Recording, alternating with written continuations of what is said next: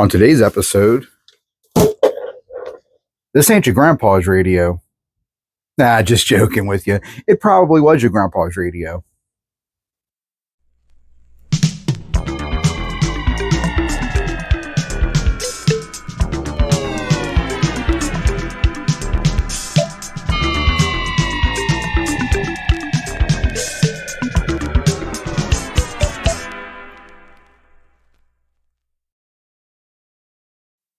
What's up, nerds?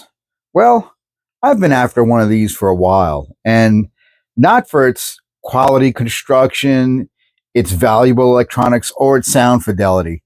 I got it because it looked like an antique radio, and it was well within my budget. This model was made by Thomas Electronics, Thomas the Radio Builder. I don't know.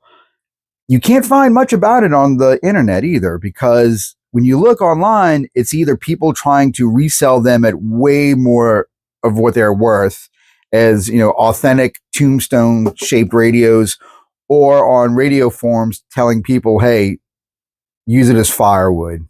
Literally, there's a post that said that, and I had to screenshot it and save it for your amusement. This was made basically cater to senior citizens because of its simplicity, nostalgia grab, ease of use. Hell, it probably came with a box set of Murder, She Wrote or Matlock on VHS. So, if you didn't have one of those newfangled compact discs or a clock that flashed 12 o'clock until your grandkids came over to reprogram it for you, this was the radio for you. Most definitely mono, but the kicker is this tape deck. I mean, look at it. A side-loading cassette deck with just what looks like an eject button. There are no transport controls on this or anywhere else on this radio, which suggests that you just pop it in and you go.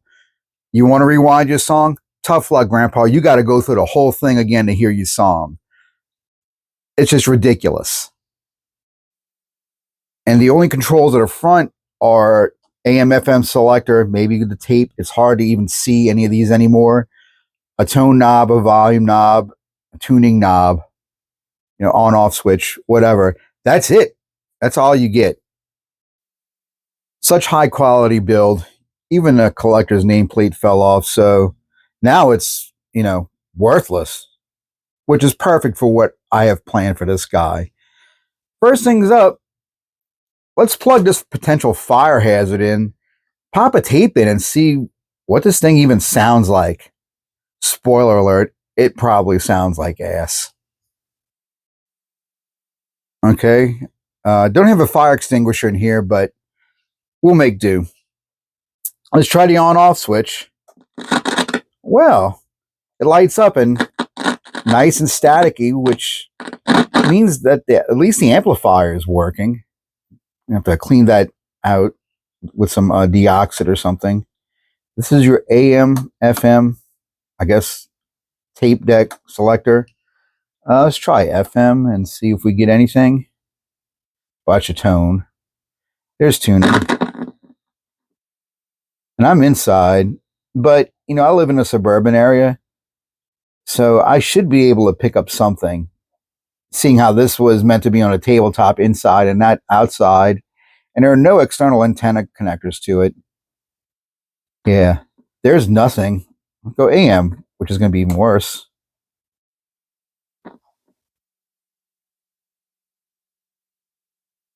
No, that tune, I just get occasional static and a buzz, like a 60 cycle hum. So, yeah, that's shot to hell. Now, let's see if this tape deck works. I'll put in my music for the classical guitar. Got this at a thrift store for a nickel. Oh, I'm sorry, 55 cents. Well, 2/4 and a nickel. Whatever. These days, it's pretty much the same thing. I don't think it's ever been played. Somebody had the good sense to rewind it. Let's see what happens. Well, that's odd. It goes in on an angle.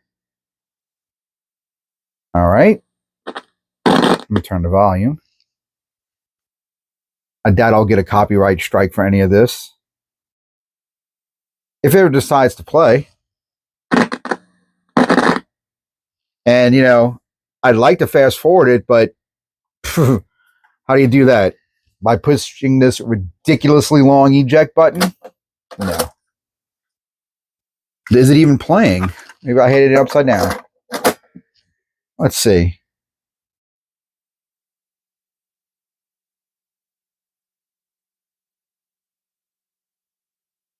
I don't know.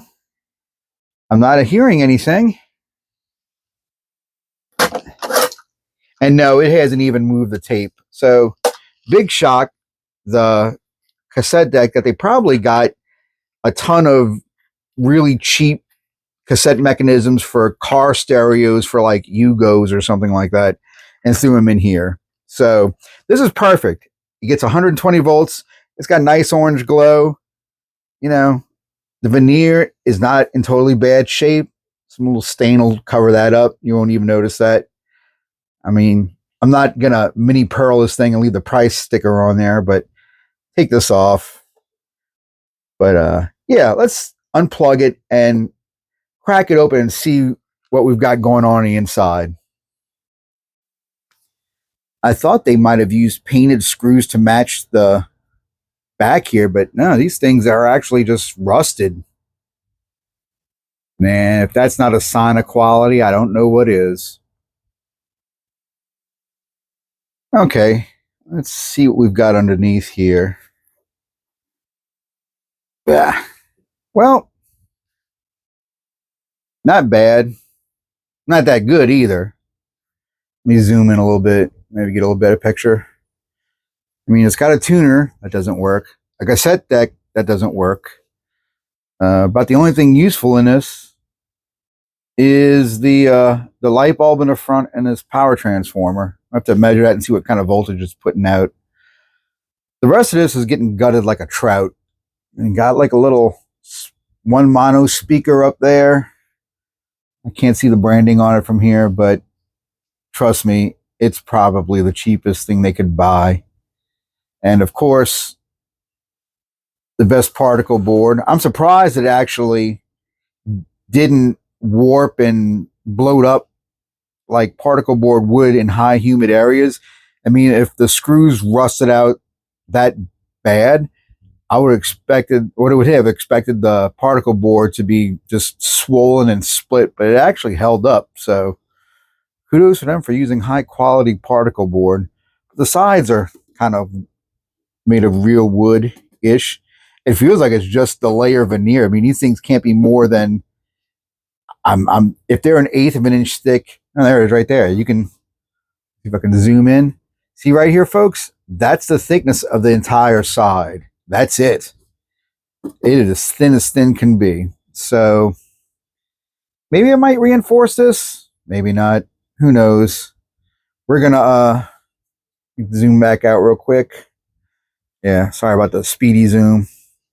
We're gonna yank all of these worthless fire hazard pieces out, and we're gonna cram it with things that, well, could have gone in a 1930s radio and stuff that definitely would not have gone in a 1930s radio. Talking a mixture of tubes and electronics like Raspberry Pi and all. So it's going to be a mishmash of technologies in this dumpster fire of a radio. So hang on, buckle up, go grab a beer, come enjoy my descent into madness yet again. Huh. QC passed. I know QC doesn't stand for quality control. It's got to stand for something else. Okay, this is kind of interesting. This little rubber grommet wheel, that's actually hooked to your tuning knob in the front, trying to get to spin for you.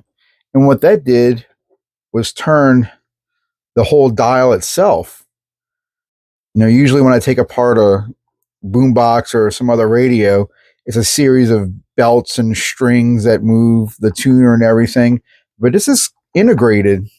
It's kind of interesting. I mean, it's still cheap as hell and doesn't work worth a damn, but still interesting. More mystery unraveling here. This is your antenna lead. It wraps through all these little electronics, comes around, by your transformer here, and then for some reason it's coiled around your AC line. Gee, I can't imagine where that 60 cycle hum was coming from. Huh. Let me scratch my head on that one. I mean, yeah, it looks like you've got a little choke on it right there, but that's that's not good. I mean, at all. What the hell were they thinking? Oh yeah, they weren't. That's why they're out of business now. Well, here it is, the guts of the once great radio. I mean, look at this cassette deck. Oh, auto stop. Oh, that's a bonus feature there. But I guess when you don't have fast forward or rewind, you don't need much more. I mean, you just got the little. Where are the heads for this thing? Oh, right there, just a little mono head, maybe. Yeah, just one little tape head. Cheapest of the cheap. There's the dial. Kind of looks cool, but not really doing much good when the whole thing doesn't work. So, in a trash pile you go, little guys. Well, this thing is not going down without a fight. Rusty screw right there is not coming out. Oh, did I mention this transformer is actually outputting 14 volts AC, which is, I mean, it's okay, but it's useless for what I have. I have DC to DC transformers that I use to power the Raspberry Pis and the little onboard amplifiers, but nothing AC to DC. So this is getting trashed. That's why I got to get this out. And they've hot glued it over the connector, which is good. And the speaker as well. That they made sure to go overboard on. They bolted it down from the back because it's buried under here. That's where the head of the screw is buried. They bolted it to it, and then they hot glued everything down. So time to break out the Dremel tool and teach this thing a lesson. Virtue, that really recognizable name brand in speakers. 2 watts at 8 ohms. And in keeping with the rest of the hardware, it's all rusted up. So, yeah, trash. Got the cabinet all stripped out. Like I said before, it wasn't going down without a fight. What with them securing all the bolts down with layers of hot glue. I mean, if they did that much work to secure the speaker and chassis as they did on their electronics, we wouldn't have had to gut it out. We could have reused those things, but it is what it is. And now we're left with a hollow shell.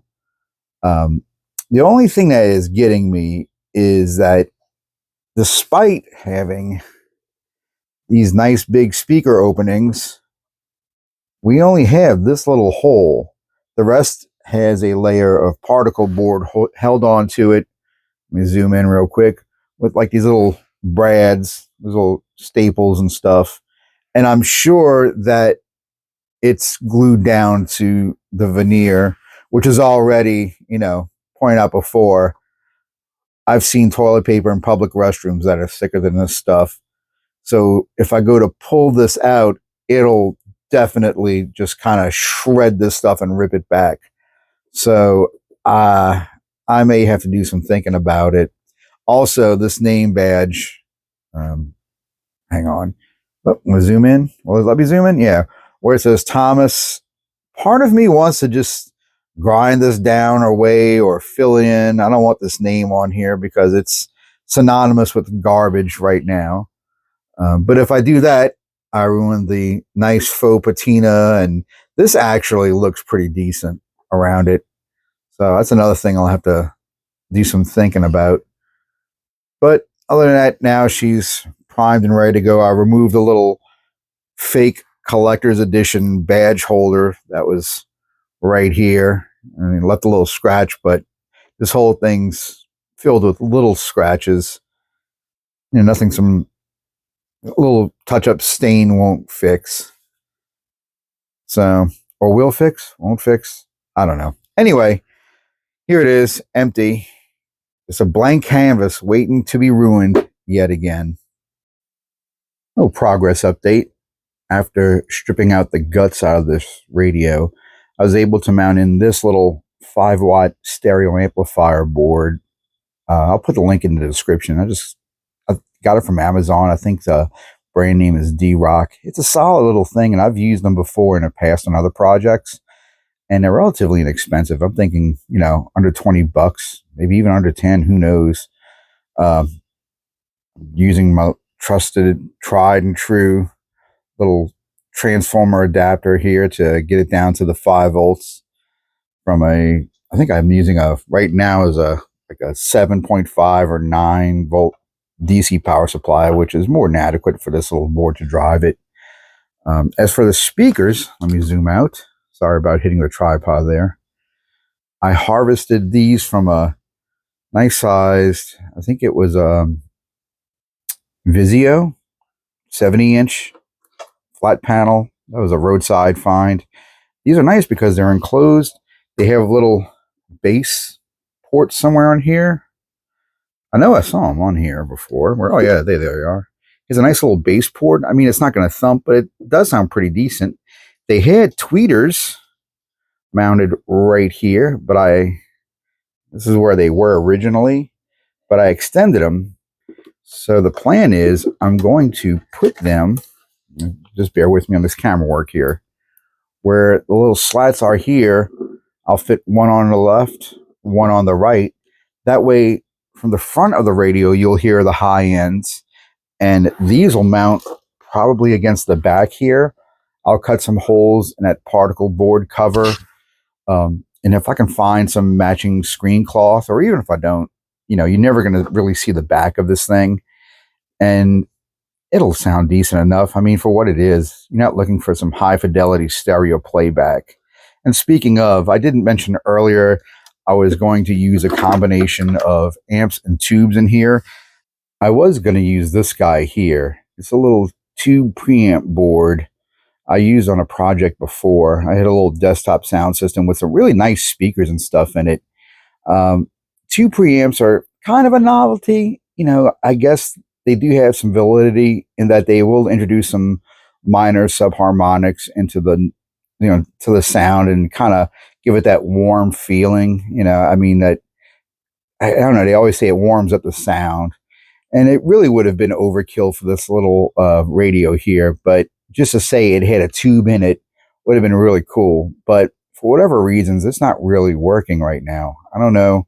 It was working last time I used it, so who knows? But we might just leave this guy out and stick with this little amp in here. So the next step is to mount the tweeters, mount these speakers down below, and that'll complete the amplification and speaker circuit of it. Also on the front here, if we turn it around,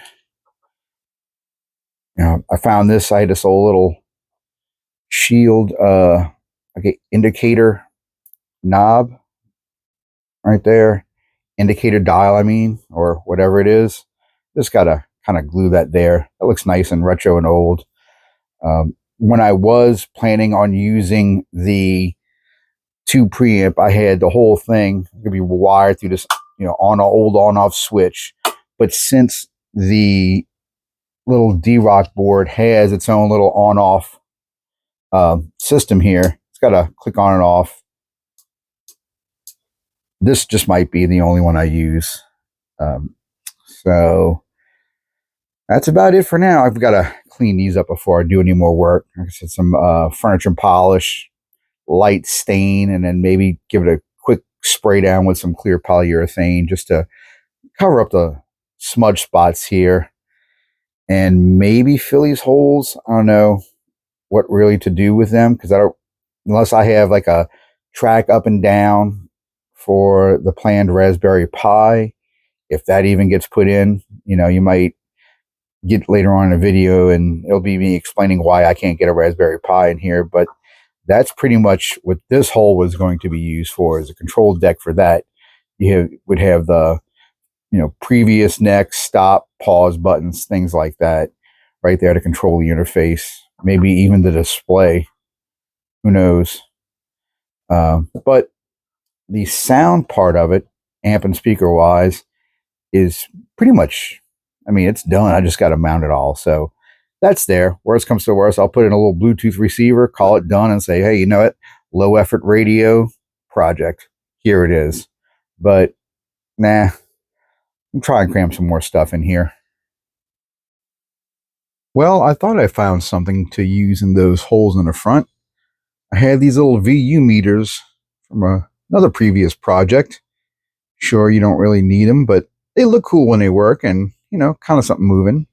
So I measured out, broke out a hole saw that was the exact size. And then this all happened. This piece of shit quality just, it got it and dragged and hopped, scarring all of this. It just started searing and ripping up the edges here. I mean, you can see the quality of the particle board. It's pretty much looks like it's compressed cotton balls and they just dyed it, tan to make it look like wood. It is garbage. It is cheap. So there's only one thing left to do with this project. That's right. Burn that son of a bitch to the ground. So enjoy this montage of it burning. I'll play some cool music over it. And yeah, just a few minutes of this thing dying a slow and painful death. Enjoy.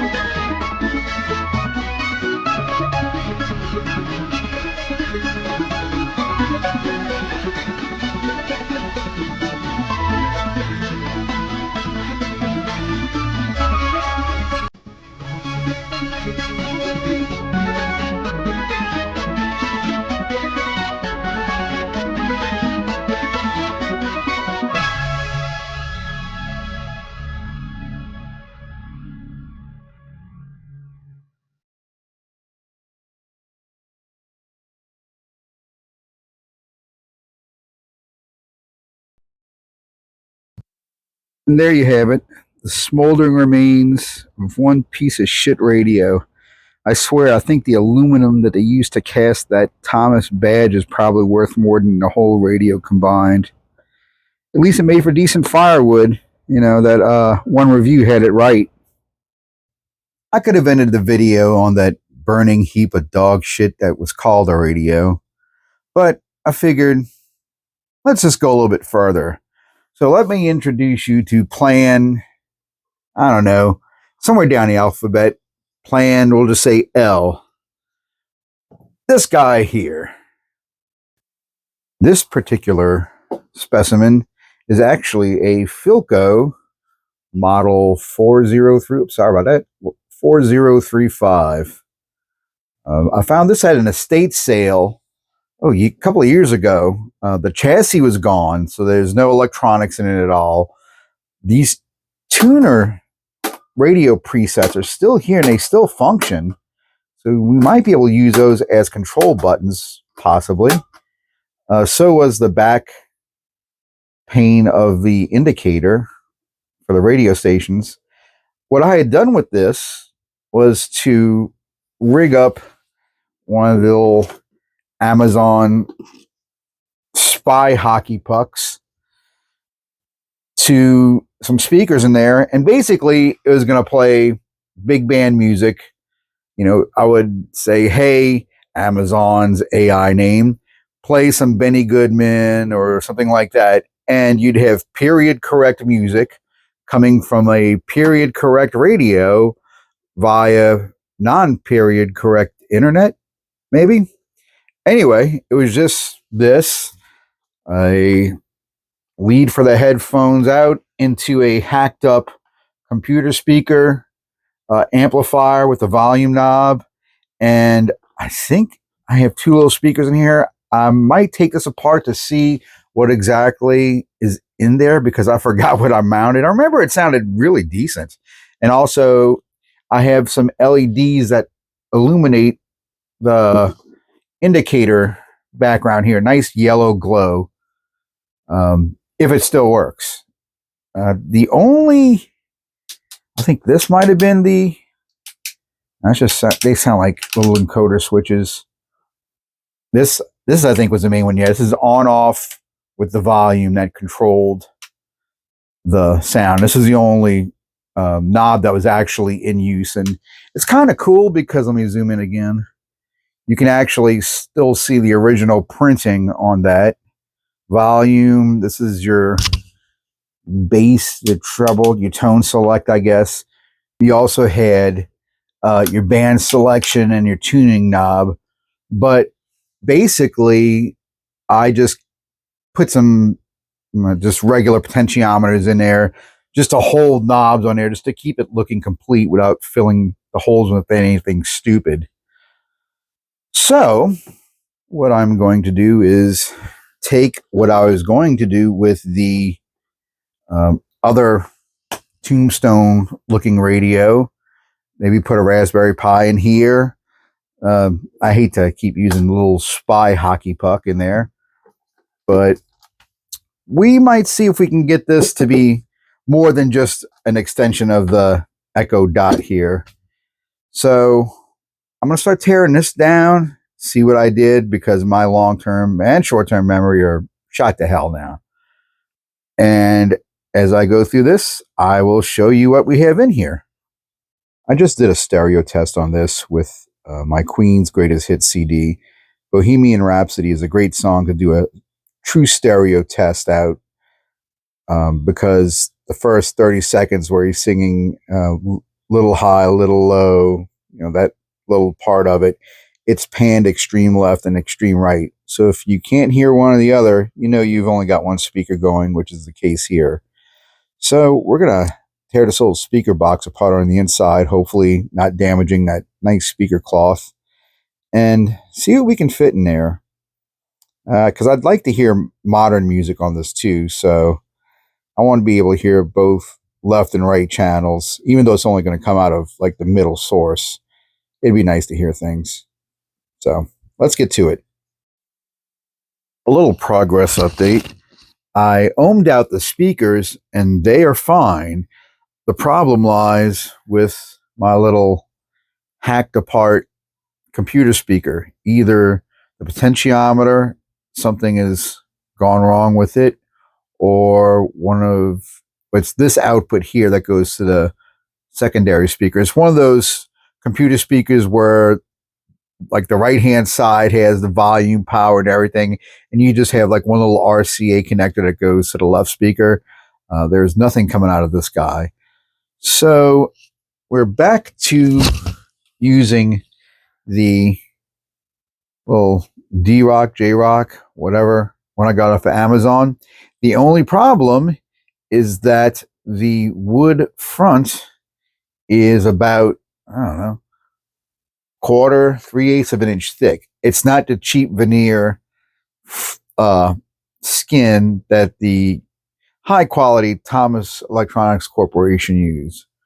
So what I may do is utilize this volume knob with the extender and, kind of mount this back here a little bit, kind of gauge where it's going to go. That way I can just use this guy and it doesn't have to stick out as much. And with these little screw mounts, I can mount it directly to the little speaker box right there.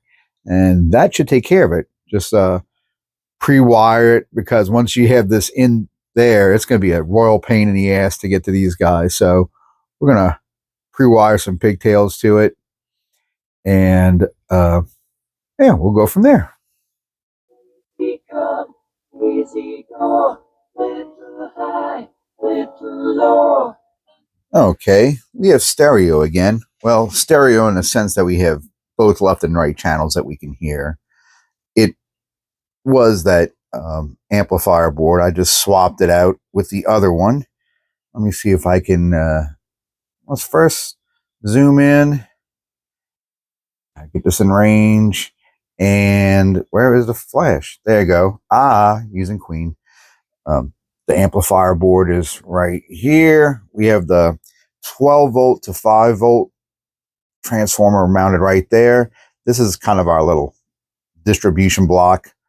One set goes to the illumination strip, kind of back up in there where the LEDs are, and the other one goes to the power amp. And this will also eventually feed the Raspberry Pi. It's basically just a generic 12 volt, 3, 4, 5 amp power supply. Every time I go into a thrift store and go through their bins or shelves that have the transformers and stuff like that and cables on it, I always look for the 12 volt DC power supplies, because they always really come in handy. And with the little power transformers I can get off of Amazon, you can power pretty much anything. They're adjustable. Also, I noticed, let's see if I can zoom in some more. All right. I also put in a little bass port here at the time. I don't know what I was thinking. I figured, why not make it thump? And it actually does. The highs are a little lacking, so I took the tweeters off of those flat panel TV guys here. Now, since the front is already, secure, and I don't really want to rip the cloth out, and I think it's all kind of hot glued in there, so it'll be a mess if I had to pull it out. I might mount these like to the rear, that way they reflect off the back wall or wherever you have it mounted, just to have some highs coming in there. And it'll actually sound pretty decent for a little tabletop radio. Still on the books is making these controllable. I have some little contact switches. We'll figure out how to maybe make these, say, like next track, but they click into place. They're not temporary. They're just momentary. I mean, they're latching switches. They're not momentary. Maybe we can just kind of push them in a little bit so they don't latch. Who knows? Or I could do a rotary encoder here or even down here to go, next track, previous track, things like that. I'll investigate that in a little bit. I wanted to get the base, operation of this going, just being the amplifier and power. We can work around the rest. And it will be some work trying to get this. I'm going to I have a Raspberry Pi 3 B Plus that I've had lying around, and that is going to be perfect enough to run. It's called Modi Audio, or Volumio. They make these program names so impossible to pronounce. It's just crazy. But what they are, you don't need a monitor or any kind of interface, physically mounted to it to use it. It's using an app through the phone, and you can control your music through your smartphone using their app. And it works really well. I have one in my main media center out in the living room that I have a Raspberry Pi 4, but I have a really good audio hat for it, and it sounds incredible. So that's where all my main music goes through. This will just be a bare stripped down. I mean, you're in a little radio here. You don't have to have super high fidelity, hence the old small tweeters, which actually sound really decent for what they are, just salvaged out of a roadside fine, smashed up Samsung or Vizio TV. Forgot which one it was. So there's my progress update. We have audio. We have power. We always had power, but it's controllable now. These little knobs work out like a champ. This guy here, if you notice, it's the same shaft we have down here. It's just on off, but the size difference is huge. Let me zoom in real quick. Normal ones are about 1/4 of an inch or so. These look more like 3/8. They're pretty big. So what I had to do is actually here's a one of the short ones. Had to cut this little tip off and then hollow this part out, fill it full of like that epoxy putty. I think JB Weld makes it's called Plasti-Steel. Plasti-Steel. You get it at Home Depot. It works out great. You just mash it up, set it on there, and let it sit overnight.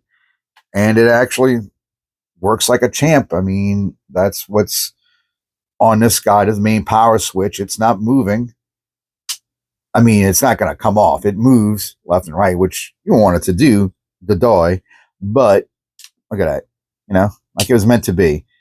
This one, with the extension in it, it works, but it's kind of wobbly because there is no bushing for the space in between the hole and the shaft. There's about probably 1/16 of an inch, maybe even 1/8 of an inch of space between the shaft for this knob and the actual hole itself. So I might be able to find like a little plastic bushing ring to put in there just to keep it stabilized. But if I don't, it's not really important. I mean, it shakes a little bit, but when you're looking at it, it's totally fine. So the next step is to go ahead and get the Raspberry Pi in here. Actually, I think that'll probably be it. It's either that or reconfigure the illumination. Although it looks great off camera, it looks nice and even. On camera, you can really see the spot in the center. But when I was looking in here, there's actually, I have it spread out one on each side, and I already have my little aluminum foil curved backing in it. I forgot I did that. So it is diffused to a point. I might just leave that alone. I mean, it looks good like it is. And it's really just for show. I mean, there's no tuning indicator. I just like it to have this nice yellow glow and all the numbers and its old retro font. I mean, not retro because it's true to the time era. This cool lettering and numbering looks really, really good. And I don't even think I need to do anything with the wood. There are a few little scratches and nicks on this side. The rest of it, it's not all that bad. Up top has a little bit, but little furniture polish, a little old English furniture spot polish takes care of that. And we should be good to go. So momentary switches on this thing, Raspberry Pi, maybe reconfigure the lights, maybe not, and find a rotary encoder, maybe to replace if I can't get this to work. So let's get to that part of it. Work's been crazy, so it's been a week or two, or maybe 3 since I had a chance to really work on this radio. The thing that kind of stopped me in my tracks was there's a lot of noise in the line, especially when I go to boot up. I have the Raspberry Pi wired in. It doesn't look all that great just yet, but it's there and it's functional. But you hear these random noises. And if I can go ahead and get into it via the web interface, let me see real quick. Okay, it took a little bit. I mean, it usually takes a little while to connect to it, but it eventually does. So I have Glenn Miller going. And for being an older recording, there's a lot of noise in it. I don't want to get a copyright strike, but you can hear a lot of noise. It may be an issue with the power supply itself. Oop, come on.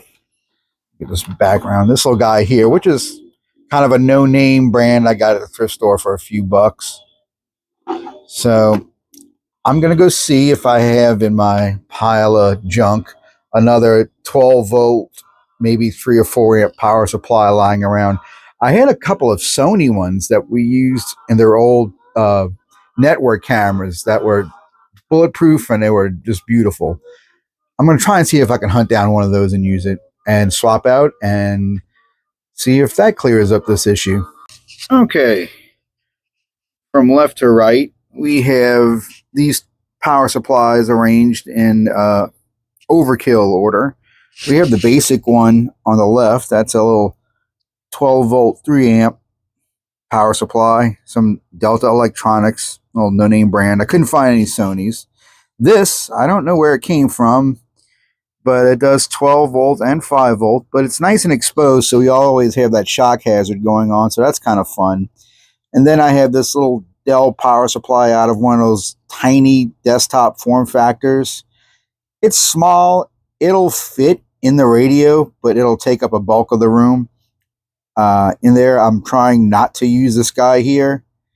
So we're going to just go in, shotgun them all, and see which one works. Given the symptoms I was having with this radio, I should have figured it out a while ago. It wasn't a power supply issue. It was a ground loop hum interference that happens sometimes when you have a separate audio source from a amplifier source. Sometimes grounding issues will just cause just this interference in the line. So I built a little ground loop hum eliminator using 2 isolation transformers, one for the left side, one for the right side audio, and now it's nice and clean. Unlike this rat's nest of wires here that I will take care of soon enough. I'm going to stick with this power supply, even though it's, nice and dangerously exposed with the 120 volt and all these things here, simply because it has 2 separate 5 volt outs, which is perfect because one can power the Pi, one can power the amplifier, and also a 12 volt to power the LED array I have illuminating where the station not preset, but the station indicator is. So I'm going to clean all this up, mount this somewhere to the side where, hopefully it won't be that great of a shock hazard and I won't kill myself if I have to work on this. Wire it into the on-off switch so I can have it, still that feature to it. So let me get to that and I'll come back when this is a lot nicer. A little cable management goes a long way. So I cleared up a lot of this clutter in here. And if I turn to the front, it looks nice. I've got the little panel illuminated. These are the functional knobs. This is the on-off switch. This is a volume knob for the amplifier. All of these preset selectors and these 2 knobs are pretty much non-functional for right now. They're just kind of decorative or, placeholders in case I can find something to do with them. Mood Audio, since it's software-based or app-based, doesn't really have any options, I don't think, for physical controls. So they just may be still here for aesthetic reasons. And on the back here, I've got the back ready to go. Might try to find a way to hide the 2 tweeters here, maybe some grill cloth or just kind of, I don't know, find a solution to hide these guys here. There was a hole here for an external antenna, I guess, I'm assuming, but I put a 1-inch stereo jack input for future use in case I wanted to hook in a CD player to it or something. This is always here as an option. I can put it in a switch, maybe around the front. This old chicken head switch here can be a selector for that. And we'll have that to go by. But other than that, I think I'm about to stick a fork in this thing because I think it's done. I'm going to show you a little example of it running some audio real quick. All right, we just got to set up Mood Audio on the Raspberry Pi here, using the Raspberry Pi imager that you can get off their website, download it. And this already has Mood built in as a selectable image. So you just choose your device. We're using a Pi 3B Plus in this guy here. And if you go to choose your OS, go to the media players, and you'll see a bunch of different ones. Here's Mood right there. We want the latest edition. And choose storage. I've got a 64 gig SD. I think the minimum is maybe 16. This is all I had laying around. You're not really going to be putting anything extra on this guy here. Since you're just going to be streaming, it can be the bare minimum you need. Go with that. And we want to, it's easier to edit your settings beforehand because it makes accessing it a little bit easier. So I've already populated this. The host name is Philco because it's a Philco radio. Pi and password. I've changed the password to Philco, easy to remember. I don't know if Mood does it, but I know if you use like Raspbian or something like that, you'll get a prompt all the time to update it because it's a common password if you use a default. So I just went ahead and changed that. Already configured my Wi-Fi for my house and a time zone. So we're going to save that. And would you like to apply it? Yes, we would. So yeah, we know it's going to be a race. So you know how this goes. It's going to take a little while. We'll cut to the finished product.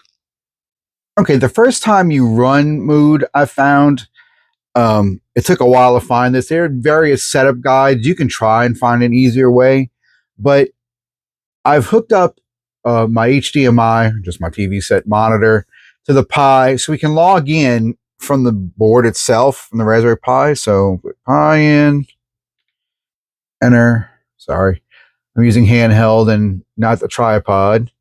And the password Philco. Like I said, your mileage may vary, whatever you want to put on there. Enter. And it should bring it to this prompt, at which point I don't think you need to do this anymore.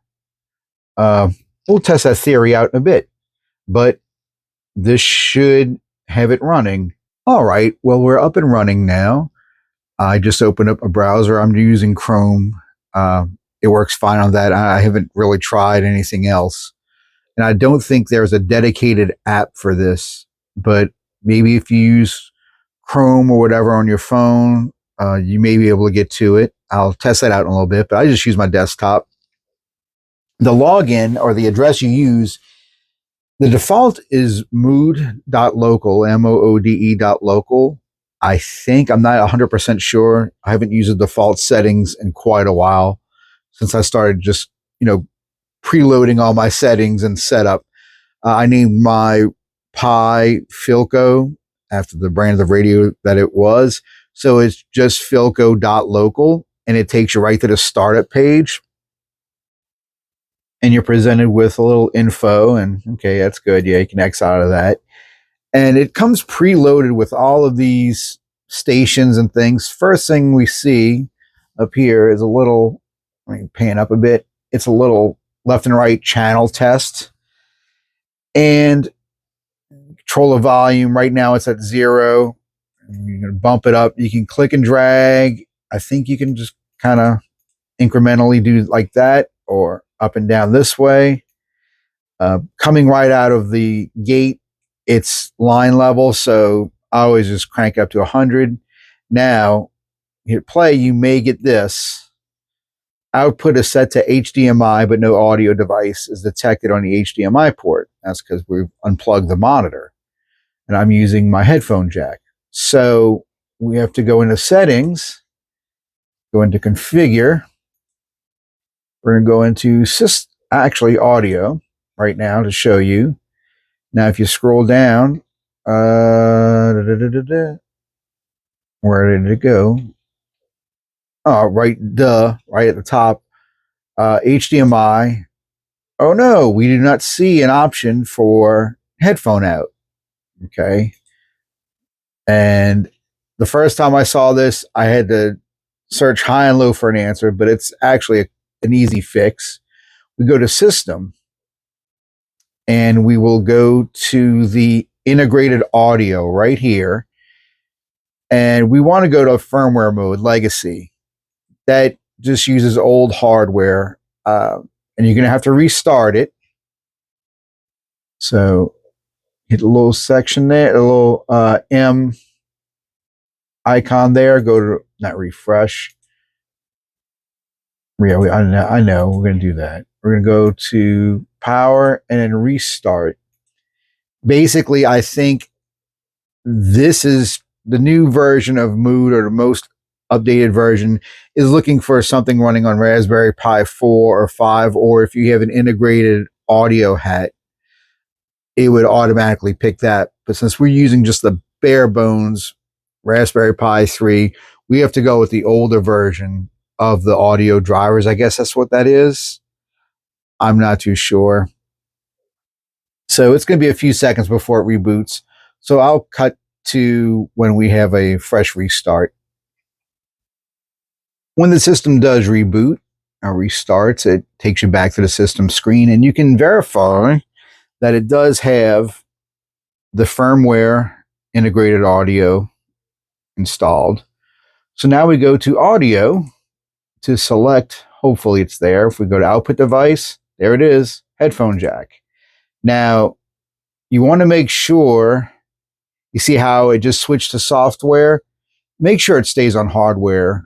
You want it to run off the Raspberry Pi board. You're not using another, I guess, software program to run your drivers. You're using the Raspberry Pi straight out. If you have it on software, it's not, you still won't hear anything, and it'll drive you crazy. It drove me crazy until I figured that out. So now with the headphone jack selected, volume type hardware, we can go back to home, and I gotta find a way to get rid of this. So it should be in options or something like that. We'll just click off of it. We'll go to the hardware test. The left-right channel test, and see if it picks it up on my mic. But first I have to increase the volume. Let me pause that. It's set to 0. You can just click and drag. You can increment it like this or like this, but this is the best way to do it. You want to crank to 100 because it's coming out like just a little hair above line level, and it's going to be very soft, and you just use your amplifier volume knob to control the volume. So we'll start this from the beginning. If it'll let me. This is my voice on the left. This is my voice on the left-hand side. This is my voice on the left. This is my voice on the right. This is my voice on the right-hand side. This is my voice on the right. This is my Hooray! voice in the center. It works. This is my And actually, I know it can't come across in the video because it's such a, I'm not recording this in stereo and I don't have a line hooked up to the radio, but you can hear kind of the difference between left and right, and they are oriented in the right positions.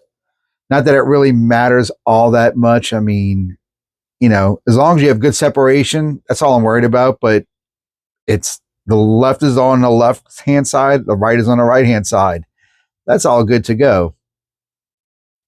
Now, if you're content to listening to online radio stations, then you don't have to change a thing. We're going to go through and delete all of these and show you how to hook up to your server. To delete everything, I don't know if there was a delete all. You just click the little bar and hit remove. Remove queue items. Let's see. Do we have a thing to go all the way to the end? Yeah, how about that? Yep, it's been removed. So now we want to populate it with our own stuff. So we have to enable a few things. Go to configure, I think your network, I want to say you have to be, now, I wouldn't really worry about this for now, but maybe in system.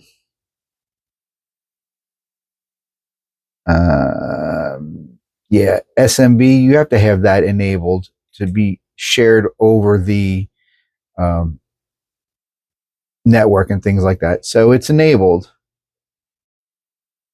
So now we have to just find our music server online.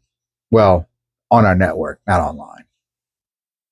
I had to do a little research because I forgot how to set this up. So we'll walk you through this. So to get on the server, you go to your little menu item up there, your little configurations. We want to go configure. We want to go to our library.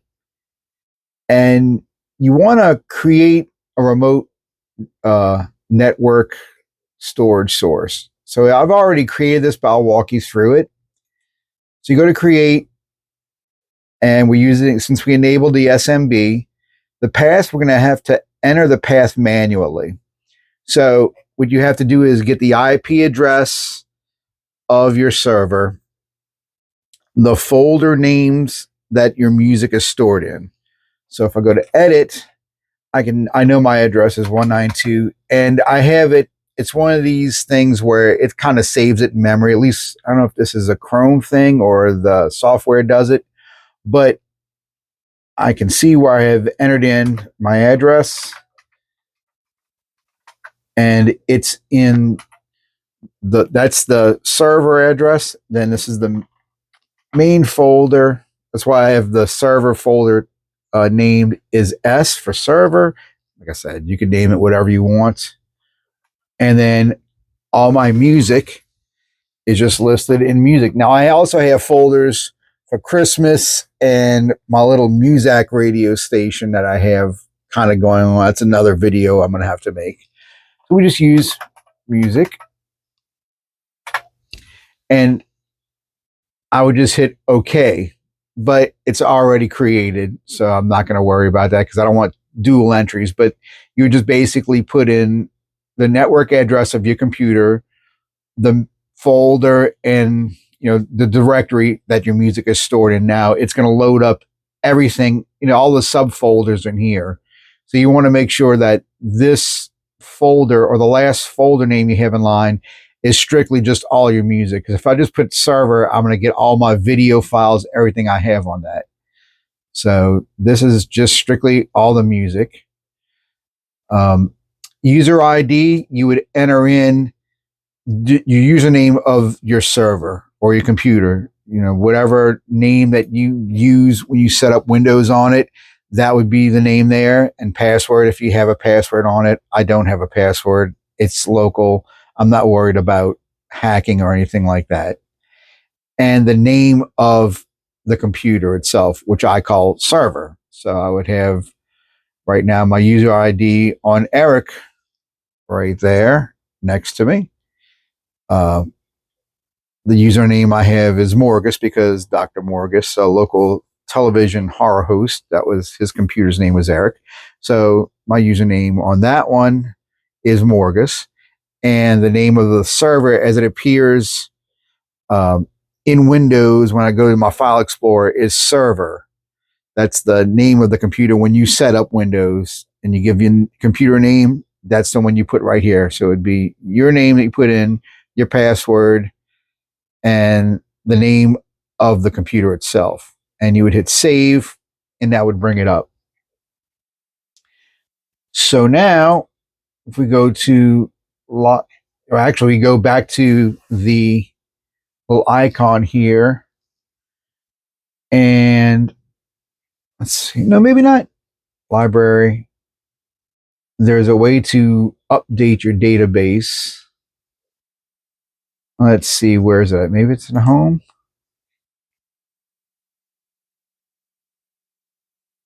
Oh yeah, if you click on, that's how you get to it. I go back to it. where you click on the album cover, and then you can right here, update library. And that's what's doing right now. Because at first you won't see your network attached storage. You'll just see SD card and these guys here. But as soon as you're in the library and you hit your little M icon right there in the corner, this update library will come in and that'll start updating. Now I have tens of thousands of music files on my network attached server. So if you click that, there is your computer right there. That's server. That's the computer that you have on your network. And these are all of my folders. Now, let's see. Right now, it's only up to A's. It's going to take a while to populate it if you have a lot of music files. So let's just go to Alan Parsons Project Definitive Collection, first one, and you can add the whole folder, or you can click here and just add each one to your queue. So let's just add the whole CD to it.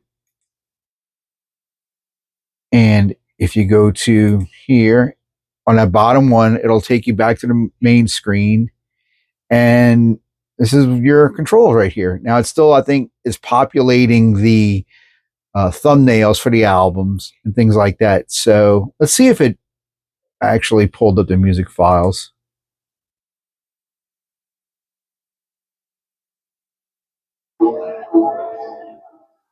Yep.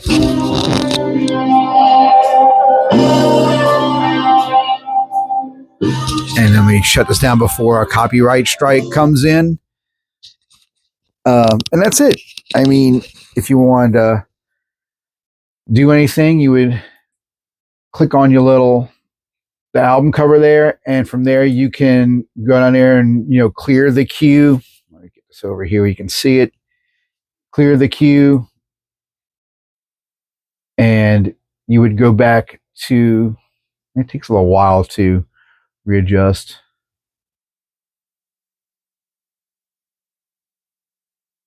Go back there.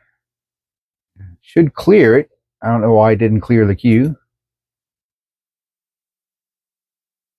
Come on. Clear queue. Queue has been cleared.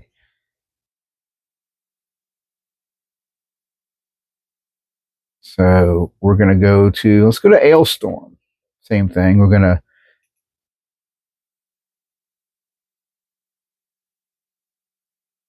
just click it once, add it to there. Click on this bottom gray bar here, brings you back to the main screen, and we start playing. Oh yeah, there it is. So that's how you set it up. That's how you access it. Yeah, it'll automatically go back to your main screen. It just takes a little while to read everything, set everything up, and then that's it.